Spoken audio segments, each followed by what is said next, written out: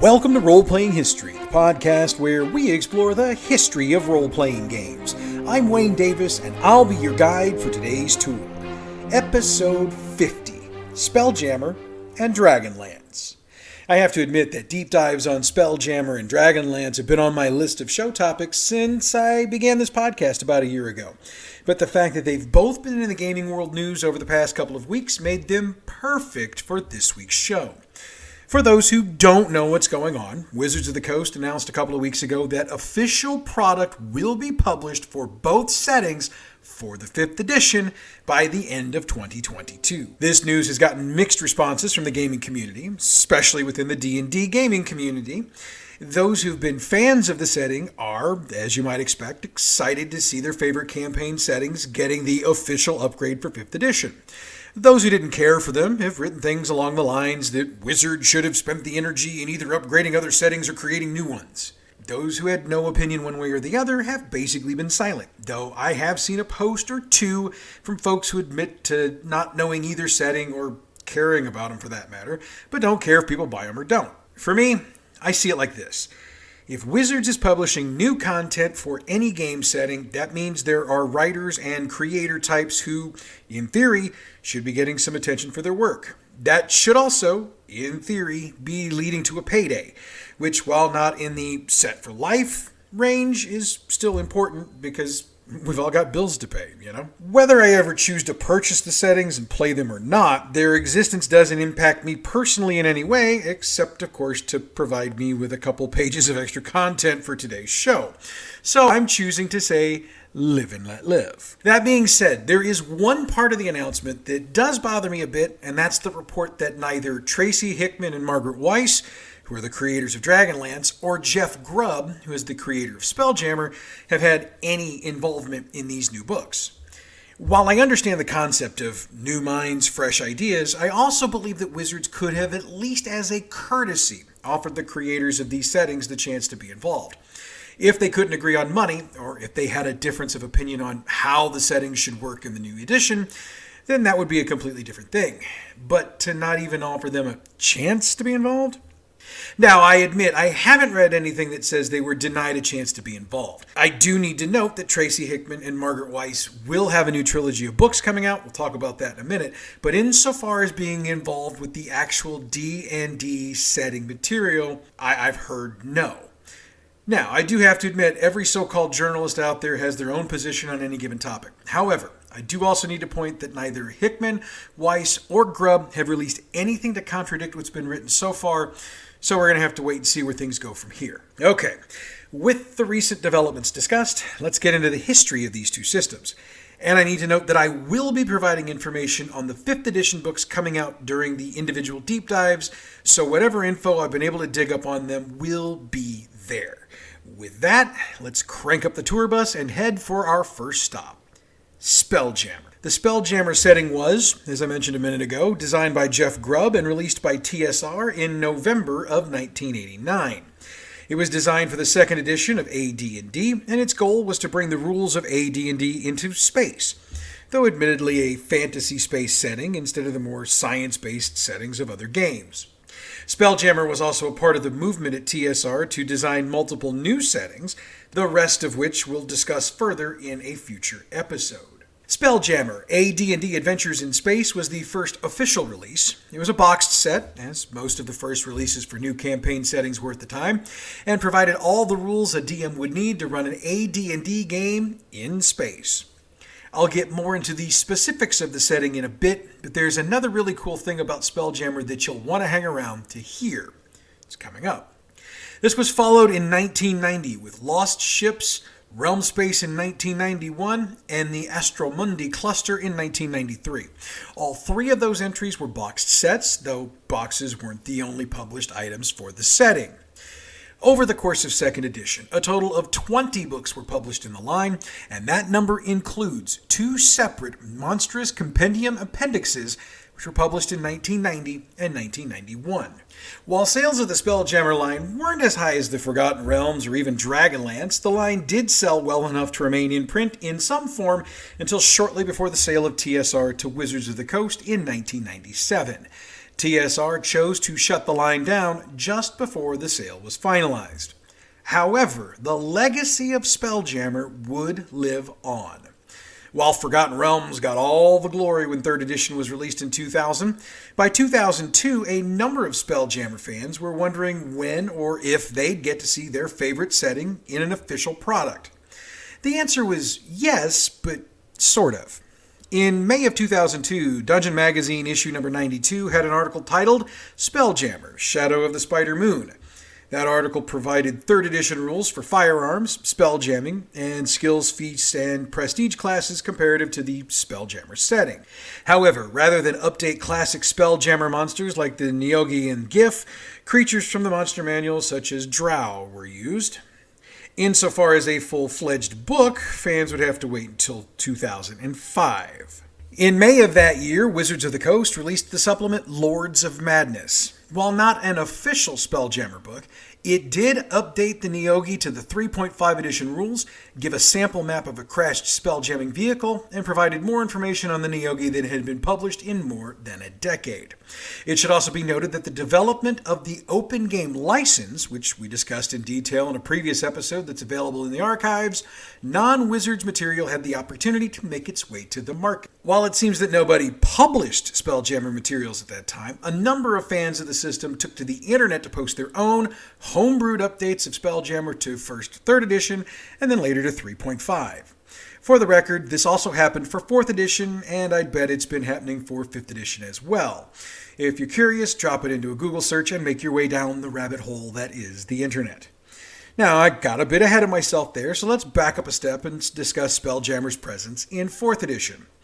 Material from the system did show up in this version of the game, as the Manual of the Planes described the rules for using spelljamming ships to travel between planes. The authors of that book also took the opportunity to provide as much information about how the process would work as they could squeeze into that particular section. Again, other than that, the only Spelljammer materials I could find came from fans of the setting who posted their own materials online. In the present edition of D&D, which is 5th, Spelljammer content has actually already appeared twice.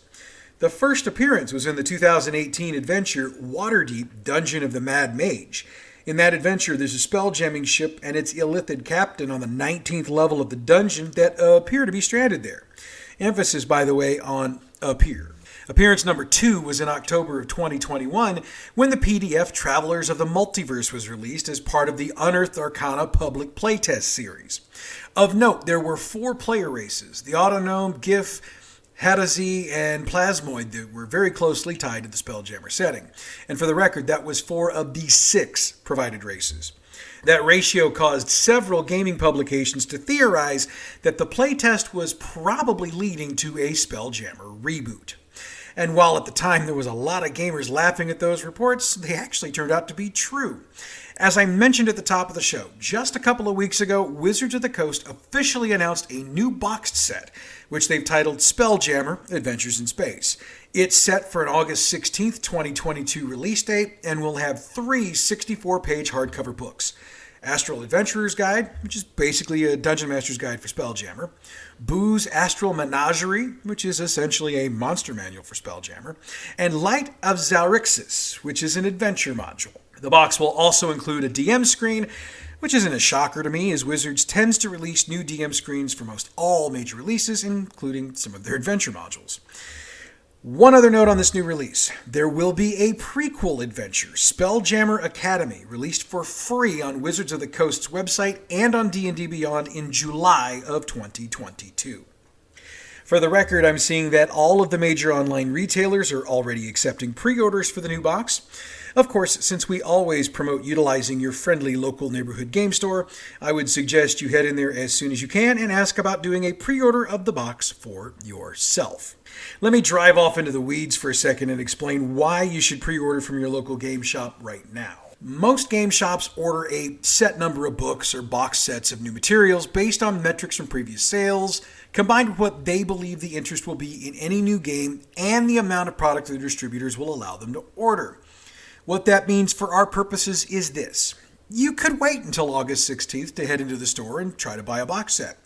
However, if your local store only ordered a dozen and they flew off the shelves before you could get to them, you're going to have to wait until they get more in. However, if you pre-order the set through your local store, you guarantee they'll have a shiny new box waiting for you when you drop into the store on release day, since they'll make sure to order enough for all their pre-orders plus whatever they order to stock the shelves.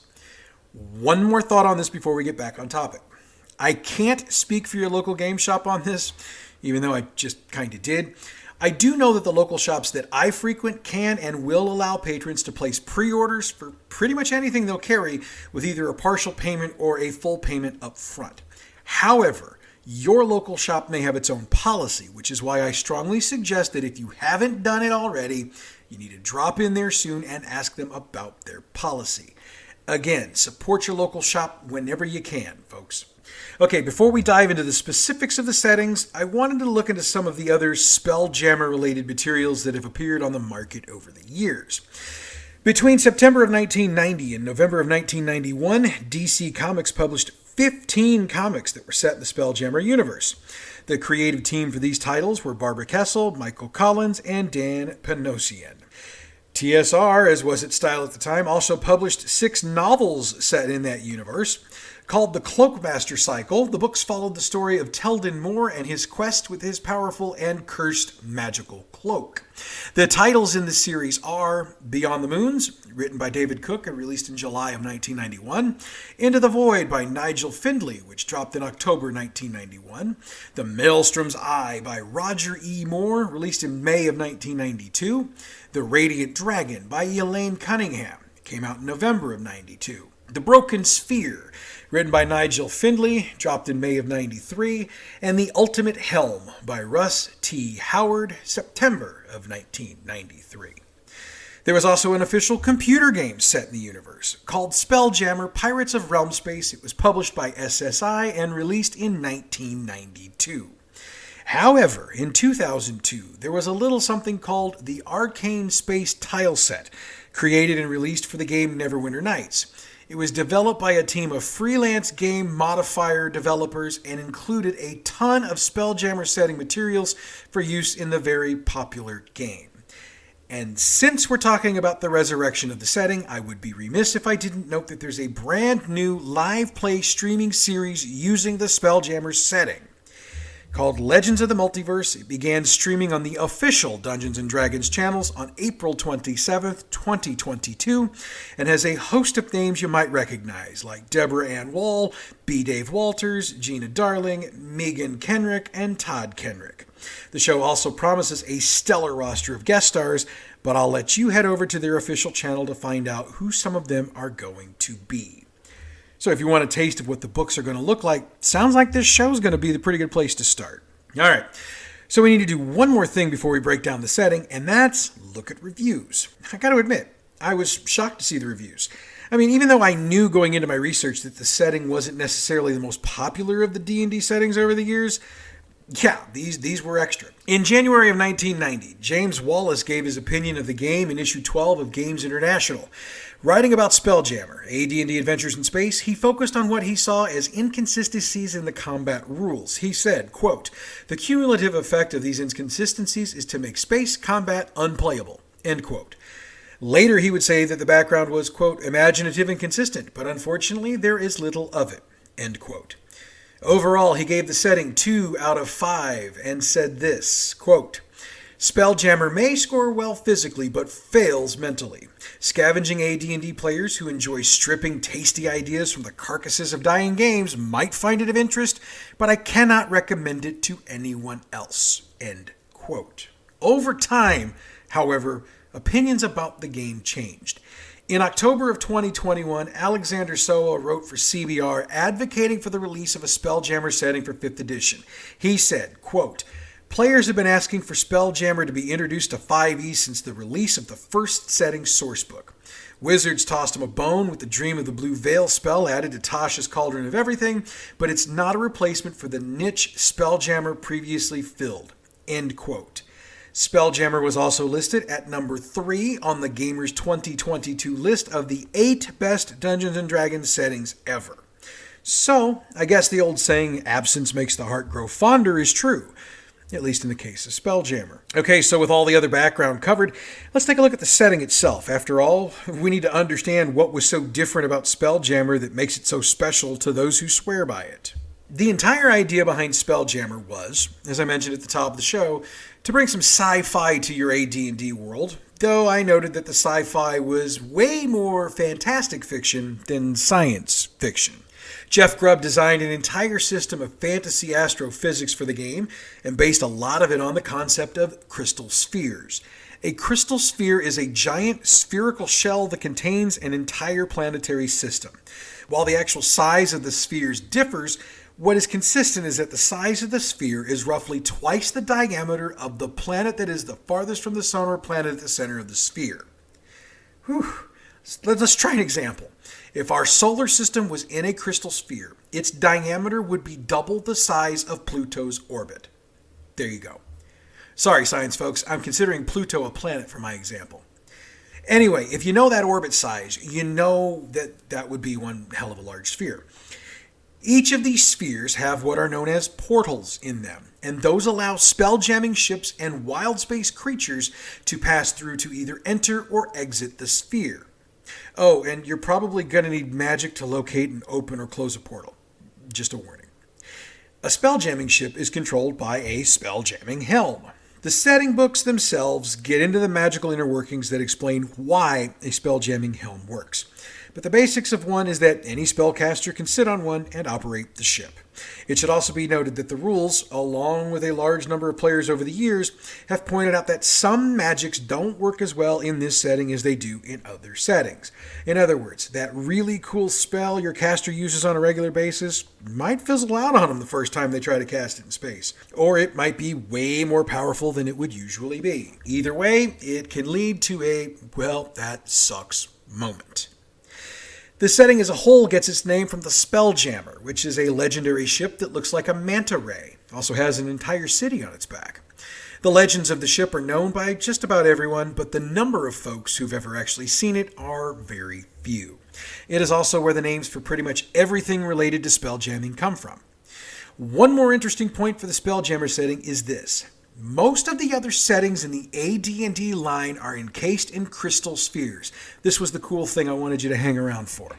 So what this means is that you could, in theory, take your adventuring party from the Forgotten Realms, get them a spelljamming ship, and then have them relocate to Dragonlance or Greyhawk. However, there are two notable exceptions, Dark Sun and Ravenloft.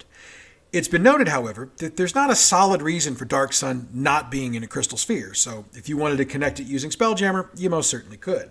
The argument behind Ravenloft not being a part of this is that Ravenloft is traditionally a demiplane, which makes its physics and such way different from everyone else's, and basically means there's not a reasonable method one could utilize to have it be a part of a Spelljammer game.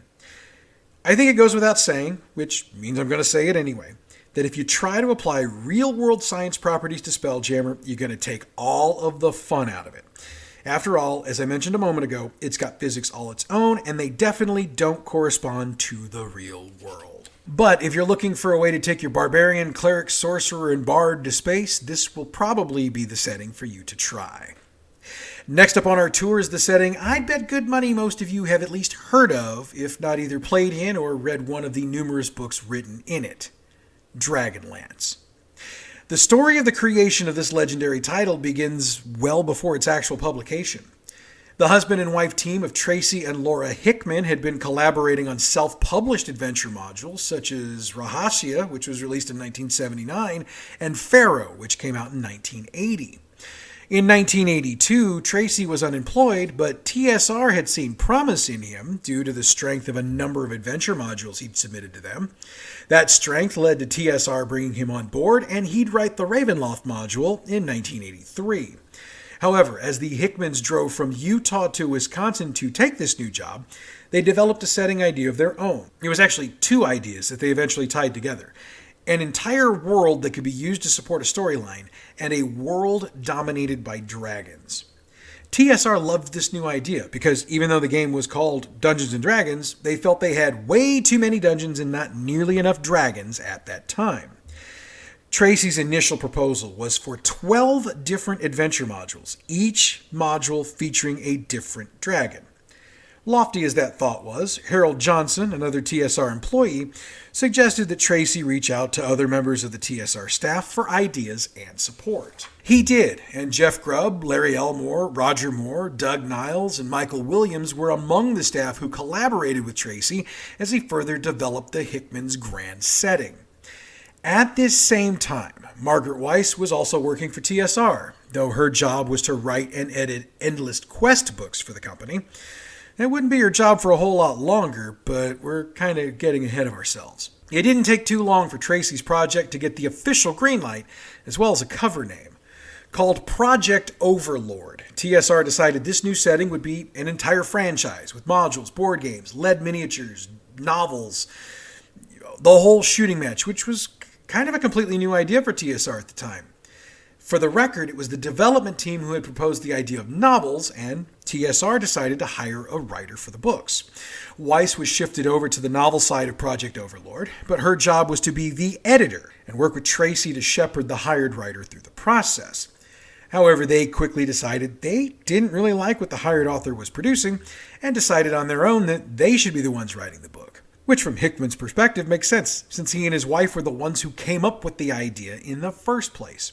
So, Weiss and Hickman spent a weekend working on what became the prologue and the first 5 chapters of the first novel. They presented their work to TSR, who preferred theirs over the hired author and promptly fired the author. Yeah, that prologue and 5 chapters written over a weekend wound up being the book Dragons of Autumn Twilight, which was released in November of 1984. In March of that year, the first module had been released, titled Dragons of Despair. Now, for the record, the plan at this time was to tie the novel into the completed module, which is why the module released before the book. Weiss and Hickman needed all of the names and the places that would appear in the module before they could finish the book, so they had to play second citizen, as it were. For all of that, TSR had decided that the novel probably wouldn't be a success, and according to multiple reports, tried to only order 30,000 copies to be printed. Fortunately for readers, 50,000 was the minimum order, so that's what they went with. Needless to say, they shouldn't have worried. The novel flew off the shelves, forcing TSR to order multiple printings in order to meet demand, and bringing in a tidy little profit for the company. While Weiss and Hickman were pleased with their success, there was one part of the process that annoyed them, and that was the fact that they had to wait for modules to be released before the novels could be completed and released.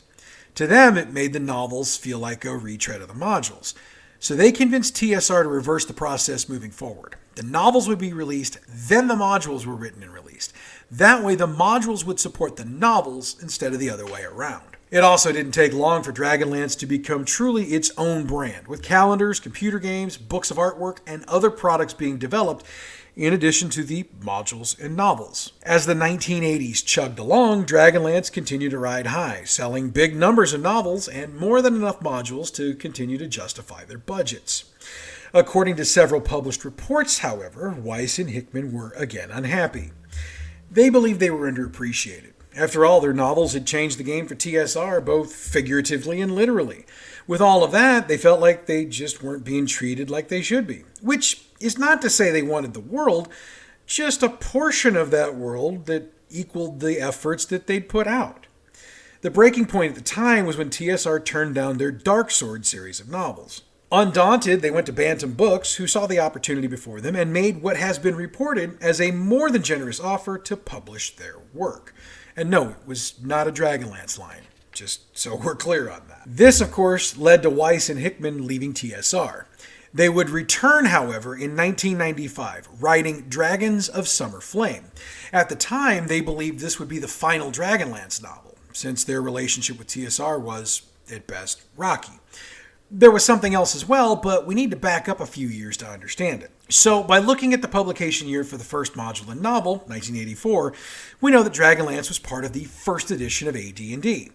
When AD&D got its second edition in 1989, Dragonlance updated itself moving forward as well, with the modules using the rules from that edition. However, in 1993, TSR canceled the product line, with one notable exception, the novels. I know what you're saying, but Weiss and Hickman weren't writing for them by that point. That's true. What I haven't told you to this point is they weren't the only people writing Dragonlance novels. Just the best, in my opinion. Also, the Dragonlance novels were still making bank for TSR by the early 90s, so TSR decided to try to bring the readers of the novels back into the gaming fold. But in yet another crappy TSR decision, they did not bring it back for AD&D. Nope. They adapted it to their Saga system, publishing the Dragonlance 5th Age game in 1996. In fairness, this should have worked. The Saga system is focused more on the narrative than AD&D, and it uses cards to determine effects of actions. But the system bombed. Adding that to the rest of the financial woes TSR was having by 1996, the company was sinking fast.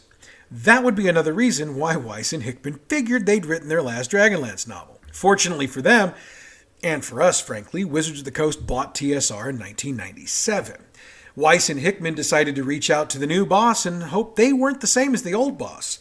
They pitched the War of Souls trilogy, and Wizards agreed. For the record, that trilogy had all 3 novels make the New York Times bestseller list during their releases in 2000, 2001, and 2002. Needless to say, this revitalized the setting from a commercial standpoint.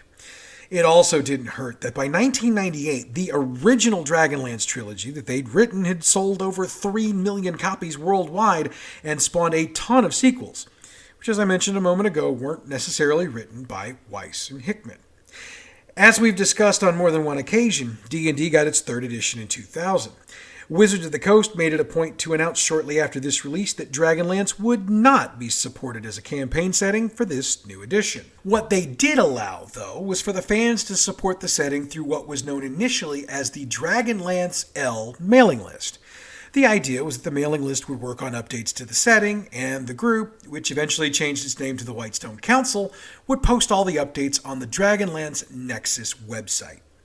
Oh, and 2 of the people who were supporting the Whitestone Council, Margaret Weiss and Tracy Hickman. What Wizards found out from the response to the Dragonlance Nexus was that there was still a decent-sized following for the Dragonlance setting. However, that didn't mean Wizards wanted to publish it for 3rd edition.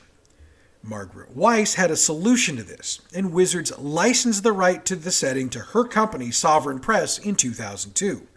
In 2003, the Dragonlance campaign setting was released, updated with the newest version of the 3rd edition rules. During this same time, more Dragonlance novels came out, some of which were written by Weiss and Hickman.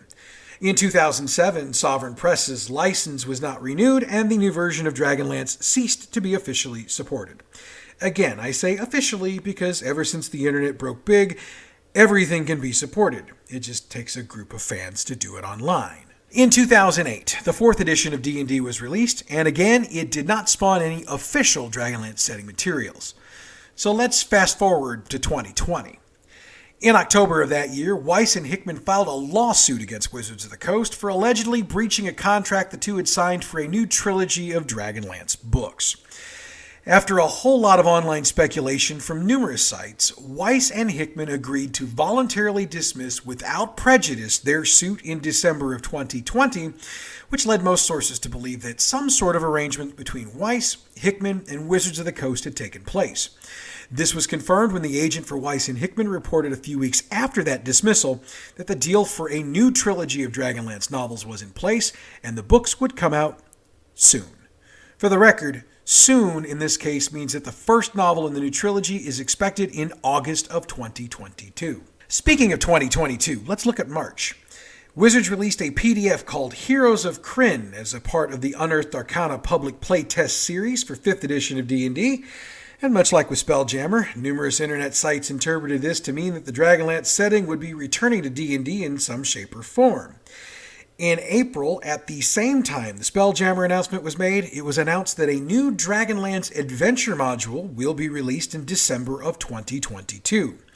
For the record, it will be set concurrently to the War of the Lance, which those who've read the books will know is a conflict within the setting. Okay, usually when I cover a subject that has novels based on it, I cover the novels, their author, and the year of publication. I'm not doing that this time because there have been so many novels published over the last 35 plus years, I could frankly take an entire podcast just to list them all. Just understand this. Weiss and Hickman have been the authors of the main storyline for the majority of its lifetime. Trilogies like Legends, Dragons of Summer Flame, and The War of Souls are among the storylines they've covered. Other authors have written books set in those same time periods, but usually either before or after the events in the trilogy.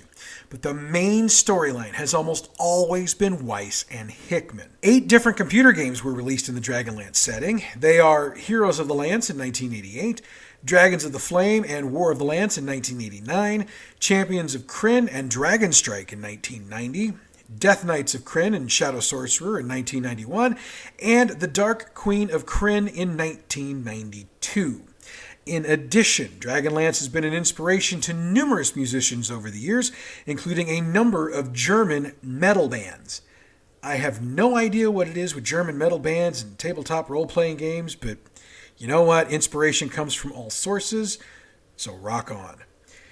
There was an animated movie released in 2008, Dragonlance, Dragons of Autumn Twilight, which was based on the first book of the series, and it featured the voices of Lucy Lawless, Kiefer Sutherland, Michael Rosenbaum, and Michelle Trachtenberg. In 2011, Hollysoft Studios Limited released the first part of a German audio adaptation of the Chronicles trilogy and announced further releases at that time. However, I have not been able to confirm whether or not those releases ever happened.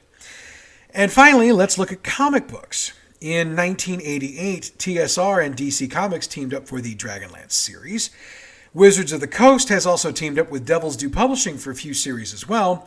The Legend of Huma in 2003, Chronicles in 2005, and Legends in 2008. Now, I'd usually spend the next couple of minutes going over reviews for some of the product in the line. However, much like with actually naming all of the modules and books in the line, I could spend an entire show just reading reviews. Let's just say this. Over its history, Dragonlance has been overwhelmingly well received. Sure, they've gotten some negative reviews, but in my opinion, a great number of those can be chalked up to either sour grapes or a jealous reviewer. I mean, I've been guilty of that as well from time to time. We all have. You read something, and while you really love it, it pisses you off that that person had that great idea. And well, I could have written it if I just had the time and the idea. So let's just skip that part of this and move on to the setting itself, shall we? Dragonlance is set in the world of Krynn, which really has no real-world analog. The majority of the novels take place on the continent of Ansalon, which has a number of different regions for the various stories to have a base in. Some of the novels take place on the continent of Taladas, which is northeast of Ansalon. One interesting thing about Dragonlance is that even though its creation was to have a world dominated by dragons, depending on the time period in which the novel or supplement is set in, dragons are either plentiful or rare. Most of the standard races of D&D are available in Dragonlance, as are most of the standard classes. Spellcasters are plentiful in this system, and it should be noted that Tracy Hickman uses Indonesian for the spells in Dragonlance, which he picked up as a Mormon missionary in Java. The history of Krynn is split roughly into 5 separate ages. The first age is the Age of Creation, when the gods are born and Krynn is formed. The second age is the Age of Dreams, which has rapid growth of the world's first great civilizations and the appearances of a number of new races. 3 great wars between dragons and their minions take place during this time, and the wars are referred to throughout the series. The third age is the Age of Might, during which the Cataclysm obliterates the great empire of Istar and changes the surface of Krynn. The fourth age is a 300-year depression that follows the third age and is called the Age of Despair. The War of the Lance takes place during this age. The fifth age is the Age of Mortals. This age has been covered in the Age of Mortals novels and supplements. Due to time, in that we're starting to run short on it, I'm not going to get into the characters of Dragonlance, but rest assured this is a collection of colorful characters that continue to draw readers back to the novels and to the supplements they're involved of, time and time again. I wanted to hit one more point about Dragonlance, and that's the Dragonlance itself. Dragonlances are weapons that were created during the Third Dragon War. They were designed for the express purpose of killing evil dragons. In the Dragonlance world, a Dragonlance is the only weapon that a mortal who doesn't have magic can use to kill a dragon. They're rare and require the use of 2 god-blessed artifacts to create. Now, lesser Dragonlances can be created by using 1 artifact, but they're not quite as powerful as their greater siblings. With Dragonlance getting a new life with 5th edition, it will be interesting to see what the authors of the new module will bring to the history of Krynn. We're just going to have to wait until December to find out. And with that, we bring today's tour to a close. Next week, we're going to take a look at D&D Beyond. Since I know for a fact that D&D Beyond won't cover an entire podcast, we're also going to take a look at some other online systems out there that gamers can, have, and do use regularly. I'm looking forward to that one, so make sure you're here next Friday. And I promise we'll be here Friday next week. Apologize for being a little late. Things happen. We'll just go there. The week after that is episode 52, and I'm still just going to tease you about what we're doing. I'll lay out the subject at the end of next week's episode. I pinky swear promise on that. I encourage you to listen to my other podcast, Bad GM's Campaign Build-Along. As I've mentioned on this show before, we're taking a single game system, creating a unique starting setting for it, building some characters, and creating the adventures to run your campaign. Our first subject is Deadlands Classic, and this week we'll be breaking down the first session I ran with my group using what we've created, and we'll look at what worked and what didn't work. After that, we'll get back into campaign creation as we work on building more scenarios for our group to campaign through. Bad GM's Campaign Build-Along is available wherever you get your podcasts. The music we use on Roleplaying History comes from pixabay.com. Hit them up if you need license and royalty-free music for your project or production. A big thank you for your continued support of both of our shows. I've been catching a bit of flack online for the website not being done yet. I hear you, and I'm working on getting it done. Your support keeps me motivated, and hopefully I can get that motivated channel towards getting the website and YouTube stuff taken care of. But then again, I have a really cute 9-month-old grandson, and playing with him is kind of taking up some of that creative time I should be using for the company. I'd say I'm sorry about that, but that would be a partial lie. The kid's only going to be this age once, and I'm sure as hell not going to miss it. Role-Playing History is a production of Bad GM Productions. You can follow us on Facebook, Bad GM Productions, Twitter at Bad GMP, YouTube, Bad GM Productions, Twitch, Bad GM, and email us badgmproductions@gmail.com. Next week, we head into the great beyond. Shit, I read that wrong. I meant to say next week we check into D&D Beyond. Here we go. But that's next week. Until then, I'm Wayne Davis, and your Role-Playing History.